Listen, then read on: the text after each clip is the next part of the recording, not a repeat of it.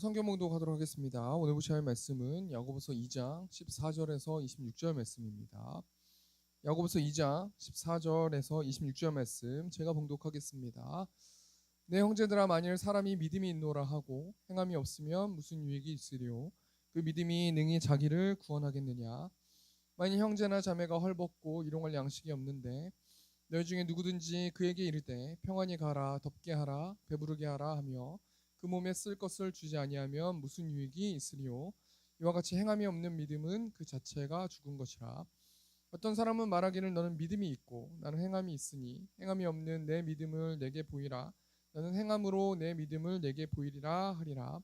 내가 하나님은 한 분이신 줄을 믿느냐? 잘하는도다. 귀신들도 믿고 떠느니라. 아, 허탄한 사람아, 행함이 없는 믿음이 헛것인 줄을 알고자 하느냐? 우리 조상 아브라함이 그 아들 이삭을 제단에 바칠 때에 행함으로 의롭다 하심을 받은 것이 아니냐? 내가 보거니와 믿음이 그의 행함과 함께 일하고 행함으로 믿음이 온전하게 되었느니라. 이에 성경에 이른 바 아브라함이 하나님을 믿으니 이것을 의로 여기셨다는 말씀이 이루어졌고 그는 하나님의 벗이라 칭함을 받았나니, 이로 보건대 사람이 행함으로 의롭다 하심을 받고 믿음으로만은 아니니라. 또 이와 같이 기생 라합이 사자들을 접대하여 다른 길로 나가게 할 때에 행함으로 의롭다 하심을 받은 것이 아니냐? 영혼 없는 몸이 죽은 것 같이 행함이 없는 믿음은 죽은 것이니라. 아멘. 우리 시간 야고보서 2장 14절에서 26절 말씀 가지고 행함이 있는 믿음이라는 제목을 가지고 하나님 말씀 나누도록 하겠습니다. 우리가 계속 시리즈 설교로 믿음에 대해서 설교를 나누고 있습니다. 우리 앞에 간지 보셨으면 아시겠지만 우리 오늘까지 세 가지 말씀 아닙니까? 우리 첫 번째가 하나님을 기쁘시게 하는 믿음, 두 번째가 의롭게 하는 믿음, 또 세 번째가 행함이 있는 믿음에 대해서 우리가 말씀 드렸는데요. 히브리서 먼저 말씀 보면은 믿음이 무엇이라고 말씀합니까? 우리 히브리서 11장 6절 보니까 믿음이 없이는 하나님을 기쁘시게 하지 못하나니 하나님께 나아가는 자는 반드시 그가 계신 것과 또한 그가 자기를 찾는 자들에게 상 주시는 이심을 믿어야 할지니라. 믿음이 없이는 하나님을 기쁘시게 할 수 없다라는 것은 믿음이 있어야 하나님을 기쁘시게 한다라는 것이죠. 여기서 말하는 이 믿음이라는 것은 하나님을 신뢰하는 것입니다. 매 순간마다 하나님을 신뢰하면서 하나님의 말씀대로 살아가는 것, 또 하나님이 늘 나와 함께 계시고 내가 지금 어떤 것들을 결정할 때 하나님께서 나의 모든 것들을 주목하고 계신다라는 사실을 알고 또 하나님의 뜻대로 순종하면서 나아가는 사람들에게 상 주실 것이라는 그것을 알고 매일의 삶 가운데서 자신의 믿음을 증명하면서 살아야 된다. 이것이 이제 히브리서의 말씀에 나와 있는 하나님을 기쁘시게 하는 믿음이라는 제목으로 말씀 나눴죠. 그래서 아벨은 예배를 통해서, 예배를 무조건 드림을 통해서, 예배의 성공함을 통해서 자신의 믿음을 증명했습니다 라고 말씀드렸고요. 에녹이란 사람은 하나님과 동행함을 통해서 매 순간순간마다 자범죄를 짓지 않을 수는 없지만 자범죄를 지면 계속해서 자범죄를 회개함을 통해서 하나님과 올바른 관계를 유지하면서 에녹은 자신의 믿음을 증명했습니다 라고 제가 말씀드렸고, 마지막 노아는 하나님을 경외함으로 세상 사람들을 바라보지 않고 방주를 지으면서 하나님을 두려워하면서 심판을 준비하면서 자신의 믿음을 증명했다라고 말씀드렸습니다. 또 두 번째는 로마서 말씀 가지고 우리가 믿음에 대해서 말씀 나눴는데요. 두 가지 논리에 대해서 이야기했습니다. 첫 번째는 모든 사람들은 의로울 수 없는 죄인이라는 것입니다. 이 문맥에 보고 이 맥락에 보면요, 우리가 왜 기도 안 합니까? 우리가 의인이라고 생각하는 것이죠. 우리가 착각하는 거예요. 내가 열심히 경건 생활을 하거나 열심히 노력을 하고 열심히 예배를 드리고 계속해서 하나님만 생각하면 난 죄를 짓지 않을 거야. 그런 사람들 특징이 뭡니까? 다른 사람들을 정죄하거나 다른 사람들을 모욕하거나 자기만 선하다고 생각하거나 그렇게 행동하지 않습니까? 그런 사람들이 바리새인이나 서기관들, 어떤 이런 사람들이라는 것이죠. 우리는 우리뿐만 아니라 다른 사람들도 죄인이기 때문에 우리는 모든 사람이 다 죄인이라는 거예요. 그래서 사람을 의지하면 안 된다라는 것이 첫 번째 논리였고요. 두 번째, 우리가 저번 주에 뭘 말씀드렸냐면 우리 성도들은 그리스도의 피를 믿음으로 의롭게 될 수 있다라는 것이죠. 한마디로 말하면 예수님의 십자가의 그 보혈 공로를 통해서 우리는 하나님과 의롭게 된다라는 것은 올바른 관계를 맺을 수 있다라는 것이에요. 우리가 한 주 동안 살아가면서 우리가 하나님과 올바른 관계를 맺으면서 살았습니까?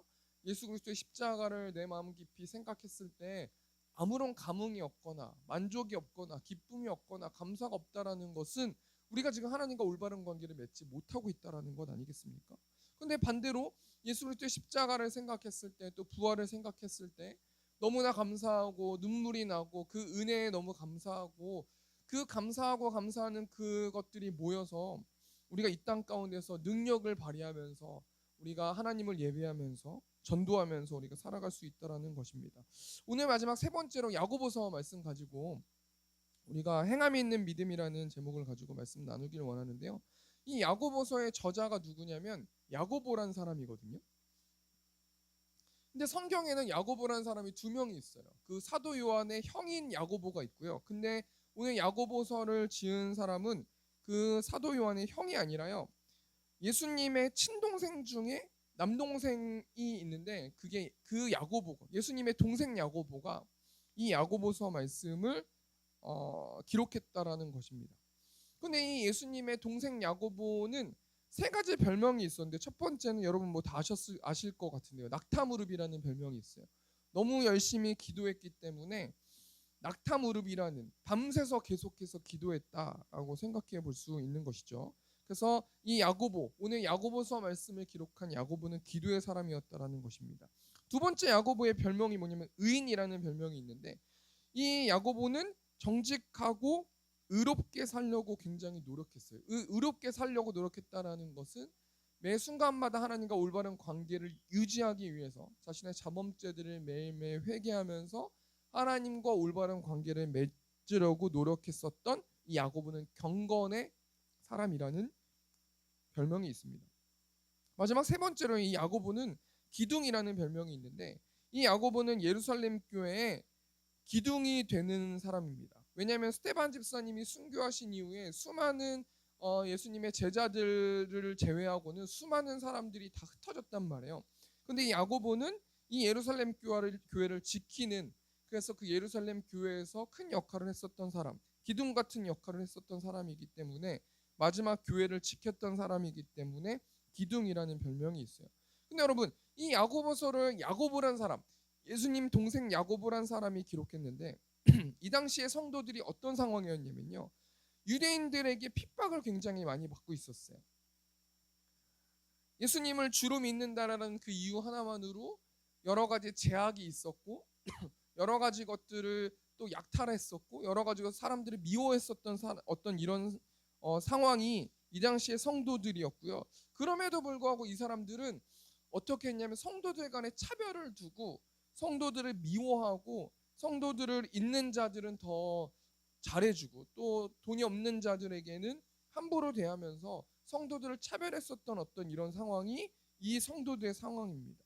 그리고 또 이 성도들의 상황은 흩어져 있는 그리스도인들이 많았었는데 세상에서 너무 지쳤기 때문에 예수님을 믿지 않고 유대교로 다시 입문하거나 다시 어떻게 그렇게 하는 어떤 그런 힘든 상황, 힘든 여정을 살아가고 있는 사람들에게 예수님의 동생 야고보가 이 야고보서를 기록했는데 한마디로 어떤 교훈을 주냐면요. 우리 2장 1절 말씀. 야고보서 2장 1절 보니까 내 형제들아 영광의 주 곧 우리 주 예수 그리스도에 대한 믿음을 너희가 가졌으니 사람을 차별하여 대하지 말라. 여러분 사람을 차별하여 대하지 말라라는 것은 세상 사람들하고 똑같이 행동했었다라는 거예요. 이 야고보라는 사람이 이 야고보서를 기록하면서 내 형제들아라고 말씀하고 있는 것 아니겠습니까? 나의 영적인 혈육들아, 나의 성도들아, 나와 함께 예수님을 믿는 사람들아라고 선포하면서 너희는 사람들을 차별하여 대하지 말아라. 이 말을 바꿔 말하면 세상 사람들하고 똑같이 살지 말아라. 그러면서 너희가 구원받았다고 자랑하지 말아라. 행함으로 너희의 믿음을 증명하면서 살아야 된다라고 말씀하고 있는 것이죠. 그래서 우리가 이 야고보서 말씀 가지고 행함이 있는 믿음이라는 제목을 가지고 우리가 두 가지만 좀 생각해 보길 원하는데 첫 번째는 그렇다면 행함이 없는 믿음은 무엇인가? 이게 첫 번째고요. 두 번째는 행함이 있는 믿음은 무엇인가? 우리가 이 두 가지만 생각해 보고 말씀을 마쳤으면 좋겠습니다. 첫 번째로요. 행함이 없는 믿음은 죽은 믿음이라는 것인데 우리 14절 보니까 내 형제들아, 만일 사람이 믿음이 있노라 하고 행함이 없으면 무슨 유익이 있으리요? 그 믿음이 능히 자기를 구원하겠느냐? 나는 믿음이 있어. 난 예수님을 믿어. 나는 구원받았어. 나는 천국에 갈 거야. 또는 나는 크리스찬이야. 나는 하나님 찬양하는 사람이고 나 하나님 예배하는 사람이야. 라고 말은 하고 있는데 행함이 없다면 그 믿음, 내가 그 하나님을 신뢰하는 그 믿음은 아무 유익이 없다라는 거예요. 그 믿음이 그 사람을 구원할 수 없다라는 거예요. 이 문맥에 맞추면 너무나 간단한 이야기거든요. 나 하나님 믿습니다. 나 크리스찬입니다. 나 크리스찬이라는 것은 나는 죽고 예수로 살아가는 사람들이거든요. 우리 갈라디아서 2장 20절 말씀 보면 나는 죽고 내 안에 예수님이 살아계시는 거예요. 내가 주인 된 삶이 아니라 예수님이 나의 주인 된 삶, 하나님이 나의 주인 된 삶을 살아가는 자들이 성도의 삶이거든요. 그 성도들은요, 매 순간마다 하나님께 질문해야 돼요. 하나님, 이것을 해야 됩니까? 하지 말아야 됩니까? 하나님은 최고의 것을 주시는 분이신데 하나님, 사단이 우는 사자처럼 이게 아니라고 말하고 내가 괴롭게 말하고 이렇게 살아가면 안 된다고 말하는데 하나님은 나한테 최고의 것을 주시는 나의 아빠 아버지 되시는 분 아니십니까? 하나님, 내가 어떻게 해야 됩니까? 이렇게 물어야 되는 것이 성도의 삶인데 아무런 묻지도 않고요. 성령님과 대화하지도 않고요. 그냥 일주일에 한 번 교회를 나와요. 그리고 아무런 경건 생활이 없어요. 아무런 대화가 없어요. 그러면서 나 구원받았어. 아무런 행함이 없어요. 예수님이 주인으로 모시고 있는 사람처럼 살아가지가 않고 그냥 세상 사람들하고 똑같이 살아가요. 그런데 나 구원받았어. 나 크리스찬이야. 종교 무엇입니까? 나 기독교입니다. 이렇게 말하면 그 믿음이, 그렇게 살아가는 자들의 믿음이 너희를 구원할 수 있겠니? 라고 말씀해 주시는 것 아니겠습니까? 그렇기 때문에 행함이 없는 것은 죽은 믿음이라는 거 아니겠습니까? 그러면 여러분, 야고보 사도가 하나님을 굳게 믿고 의지하고 계속 소통하고 그렇게 열심을 다하는 그 성도들은 어떻게 살아간다고 말해요? 반드시 행함으로 이웃을 사랑해야 된다고 말해요. 우리 야고보서 2장 15절 보니까 만일 형제나 자매가 헐벗고 일용할 양식이 없는데, 여러분 여기서 헐벗다라는 것은 가진 것이 없어가지고요, 거의 옷을 입지 못한 상태예요. 또 일용할 양식이 없다라는 것은 완전히 음식이지 먹을 음식이 없어가지고 결핍된 상태거든요. 이때 야고보 사도가 어떻게 하라는 거예요? 16절 보니까 너희 중에 누구든지 그에게 이르되 평안히 가라, 덥게 하라, 배부르게 하라 하며 그 몸에 쓸 것을 주지 아니하면 무슨 유익이 있으리요? 여러분, 이 말씀 굉장히 저도 한 주 동안 묵상하면서 회개를 많이 했는데, 목회자로 살아가면은 물론 우리 성도들을 위해서 기도하거든요.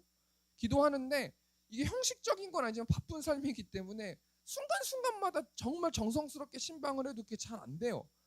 그래서 평안히 가라, 평안히 사십시오. 이 사람 평안하지가 못해요. 근데 시간이 없고 다음 일정이 있고 여러 가지 어떤 행동을 하려면은 뭐 형식적으로 그렇게 오버해서 말하는 건 아니지만 평안하세요. 덥게 하세요. 배부르게 하세요. 아우, 좀 배불리 좀 먹으세요. 좀 평안하게 사세요. 걱정 근심 좀 내려놓으세요. 근데 이 사람이 걱정 근심이 완전히 매몰되어 있는 상태인데 제가 걱정 근심을 내려놓으세요 한다고 해서 이 사람이 내려놓는 건 아니란 말이에요. 그러니까 이 말씀을 통해서 그 믿음, 그 신뢰하는 마음, 그 성도를 사랑하는 마음이 진짜 사랑이냐? 라고 저한테 개인적으로 하나님께서 이 말씀을 묵상하는데 말씀해 주셨어요. 믿음이라는 것은 뭐냐면 행동까지 가야 된다는 것이죠. 내가 그 영혼을 사랑하면은 배불리 먹어. 배고프니? 밥 먹어. 뭐 반찬이 없니? 반찬 해 먹어. 너무 답답하니? 그럼 평안하게 좀 살아. 기도 좀 해봐. 예배 좀 드려봐. 말씀 좀 봐봐. 이렇게 말을 쉽게 하지 말고 그 사람의 결핍을 채워주라는 거예요. 이 사람이 배고프면 같이 밥을 먹고, 이 사람이 불편한 마음이 있으면 만나서 불편하게 어떤 것이 불편하고 어떤 것을 통해서 너가 위로를 받을 수 있는지에 대해서 계속 얘기를 듣고, 이 사람이 계속 얘기를 하길 원하면 계속 얘기를 들어주는 것 자체가, 그 행동하는 것 자체가 너가 그 사람을 사랑하는 믿음이고 너가 하나님을 사랑하는 믿음이다 라고 말씀해 주시는 거예요. 오늘 말씀은요, 특별한 무엇이 없습니다. 우리 17절 말씀 보니까 이와 같이 행함이 없는 믿음은 그 자체가 죽은 것이라. 하나님을 사랑한다고 하면서 말로만 사랑하고 아무런 행함이 없다. 그럼 그 사랑이 어찌 보면은 냉정하게, 하나님은 그렇게 생각하지 않겠지만 사람과 사람의 관계라면 역겨운 사랑이죠. 내가 아내를 사랑해요. 근데 계속 사랑해요. 연락도 안 해요. 집에 들어오지도 않아요. 돈도 주지도 않아요. 아무것도 안 해요. 근데 계속 사랑한다고만 얘기해요. 뭐 이혼숙녀 캠프 보니까 여러 가지 어떤 그런 내용들, 비슷한 내용들이 많이 나오더라고요. 계속 사랑해요. 계속 사랑하는데 아무런 뭐 아내든 남편한테 아무런 뭐 좋게 말하지도 않고 사랑만 하고 사랑한다고 막 소리 지르고 막 이런 얘기하는 사람들도 있더라고요. 여러분, 이와 같이 행함이 없는 믿음은 그 자체가 죽은 것이라는 거예요. 우리가 이것을 예배의 관점으로 좀 생각해 보면, 우리가 이런 신뢰하는 이 사랑에 대한 믿음 말고 예배를 드리는 데에서의 어떤 믿음의 관점으로 생각해 보았을 때, 하나님께서 저와 우리 성도들에게 이사야 선지자를 통해서 말씀해 주세요. 우리 이사야 1장 11절부터 13절 말씀 보니까, 여호와께서 말씀하시되 너희의 무수한 재물이 내게 무엇이 유익하뇨? 나는 순양의 번제와 살찐 짐승의 기름에 배불렀고, 나는 수송아지나 어린 양이나 순염소의 피를 기뻐하지 아니하노라. 너희의 무수한 재물이 내게 무엇이 유익하뇨? 제가 이 말씀 통해서 많이 반성하게 됐는데, 제가 현금을 평상시에 썼을 때는 제가 부모님으로부터 교육을 받아가지고 새 돈을 뭐 바꿔놓고 미리 준비한 다음에 미리 토요일 날이나 예배 전에 미리 그 돈을 넣어놓고 헌금하는 그런 것들을 부모님으로부터 배웠는데요.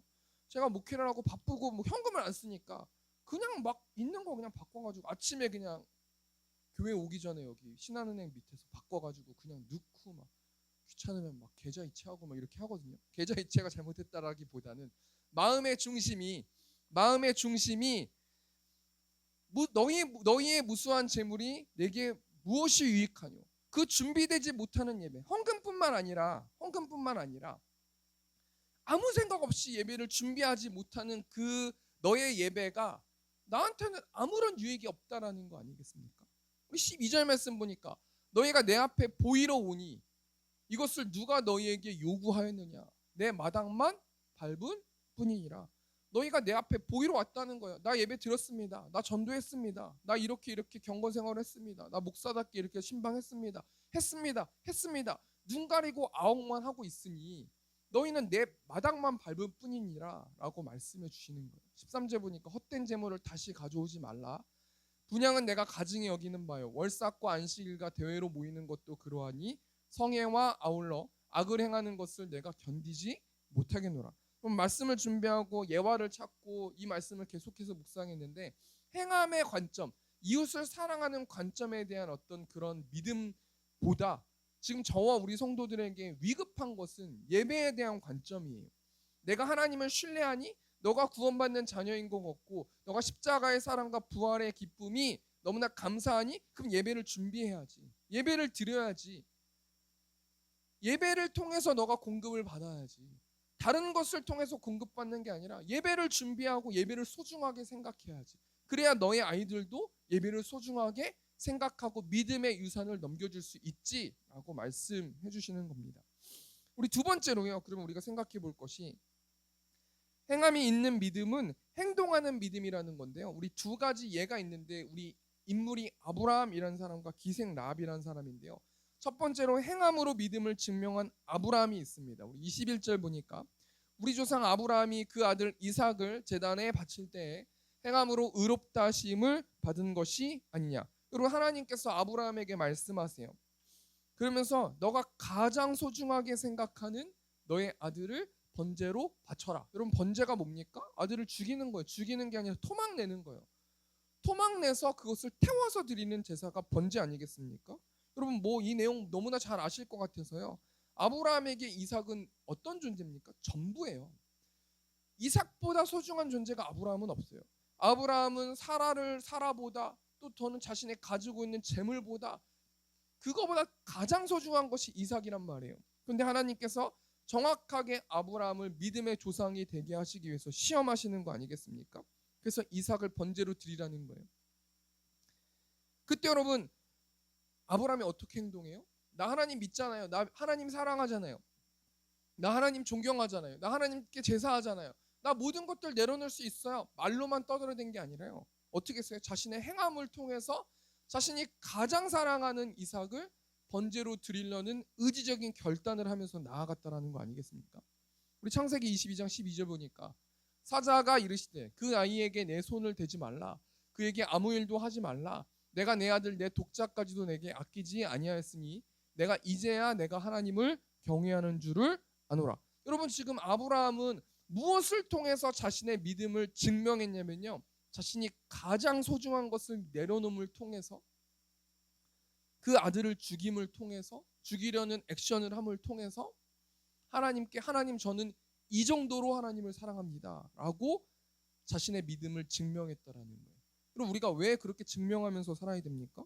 우리 예수님께서 그렇게, 우리 하나님께서 자신을 증명해 주셨기 때문이에요.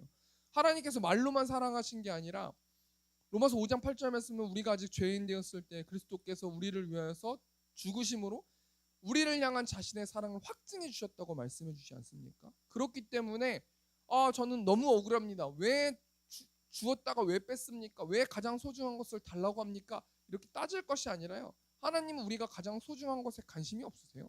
하나님은 우리가 가장 소중한 것을 100개든 1000개든 10,000개든 100만 개를 만드실 수 있는 분이 우리 하나님 아니십니까?